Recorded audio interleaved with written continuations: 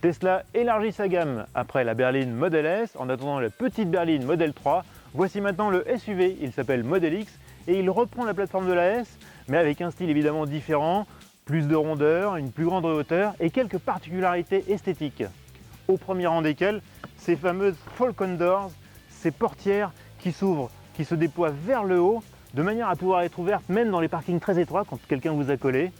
Le problème, vous allez me dire, c'est qu'est-ce qui se passe dans un parking souterrain avec un plafond un peu bas? Et bien justement, il y a des capteurs qui feront en sorte que la portière ne s'ouvre pas complètement de manière à ne pas abîmer la peinture.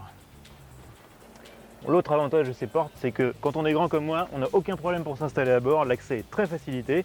Une fois qu'on y est bien, on a une bonne habitabilité. Les 5 sièges avant sont tous électriques.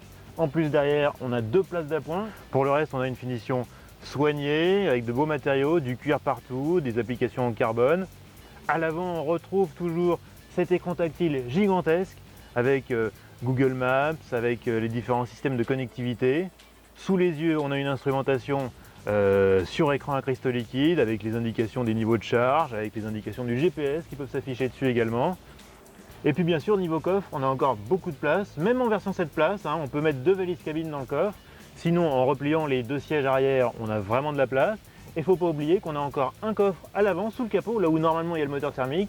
Et bien là, on peut encore mettre quelques sacs de golf. Bon bah c'est pas tout ça maintenant, on va aller l'essayer.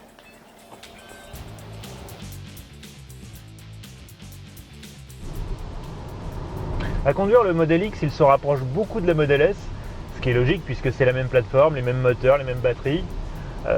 Il y a une petite différence quand même, c'est qu'on a un centre de gravité un peu plus haut du fait du profil de la carrosserie, profil surélevé. Ça se ressent un petit peu en termes de roulis, on a un peu plus de roulis dans une Model S. On a peut-être un train avant un petit peu moins incisif également. Par contre, les performances restent diaboliques et on a toujours, particulièrement sur cette version P90 Performance, on a une puissance et une capacité d'accélération qui est vraiment impressionnante. Côté confort, on a des roues de 22 pouces sur ce modèle-là, c'est des roues en option. Donc le résultat, c'est qu'on a de très légères trépidations à basse vitesse sur les petites inégalités. Malgré tout, le confort global reste très bon parce qu'on a des suspensions pneumatiques qui filtrent bien et qui permettent aussi d'ailleurs de faire varier la hauteur de caisse.